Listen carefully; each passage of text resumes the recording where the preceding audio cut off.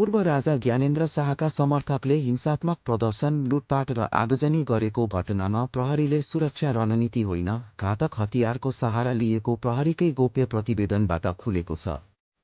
राजावादीले शान्तिपूर्ण भनेको प्रदर्शनमा 2 जनाको ज्यान गएको र प्रदर्शनकारीले निजी सम्पत्तिमा आगजनी तथा लुटपाट गरिएको घटनासँगै सुरक्षाकर्मीको भूमिकामाथि पनि प्रश्न उठेको छ।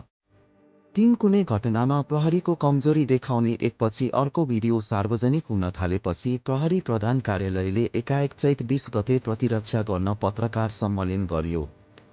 प्रवक्ता प्रहरी नायब महानिरीक्षक डीआईजी दिनेश कुमार आचार्यले प्रहरीले न्यूनतम बल प्रयोग गरेको बारम्बार दोहोर्याउँदै एउटा विवरण पनि सार्वजनिक गरे, जस अनुसार भीड नियन्त्रण गर्न 58 राउन्ड गोली र 764 वटा अश्रु ग्यास प्रहार गरेको थियो। 58 राउन्ड मध्ये कति जङ्गी राउन्ड, साँच्चीकैको गोली, कति हवाई फायर र कति रबर बुलेट हो भन्ने उनले खुलाएनन्।